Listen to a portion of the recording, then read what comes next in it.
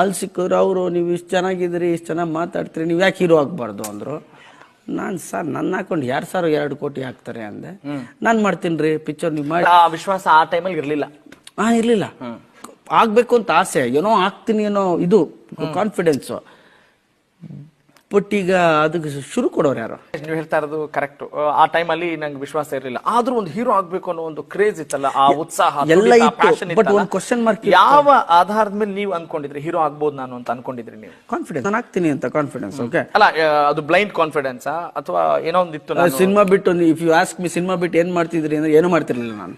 Acting script ನೀವು ಹೇಳಿ ತುಂಬಾ ಮಾತಾಡ್ತೀನಿ, ತುಂಬಾ ಇದು ಆಕ್ಟಿಂಗ್ ಹಿಂಗ್ ಮಾಡೋಣ ಹಂಗ್ ಮಾಡೋಣ ಎಲ್ಲ ಹೇಳ್ತೀನಿ. ಅದ್ ಬಿಟ್ರೆ ಬೇರೆ ಕೆಲಸ ಆಗಲ್ಲ ನನಗೆ. ಅಂದ್ರೆ you are focused in one direction. Okay, ಸಿನಿಮಾ ಬಿಟ್ಟು ಬೇರೆ ಗೊತ್ತಿಲ್ಲ. ಈಗ ಎಲೆಕ್ಟ್ರಾನಿಕ್ಸ್ ಡಿಪ್ಲೊಮಾ ಮಾಡಿದ್ದೀನಿ, ರೆಸಿಸ್ಟೆನ್ಸ್ ಅಂತ ಕೇಳಿ ಗೊತ್ತಾಗಲ್ಲ ನಮ್ಗೆ. ಹೌದು bus, resistance bus, TV sir, television sir, capacitors resistors ಅದೆಲ್ಲ ಗೊತ್ತಿಲ್ಲ. ಸಾಲ್ಡ್ರಿಂಗ್ ಕೂಡ ಸಾಲ್ಡರ್ ಮಾಡ್ತೀನಿ, ಆಕ್ಷನ್ ಕಟ್ ಗೊತ್ತು ಅಷ್ಟೇ.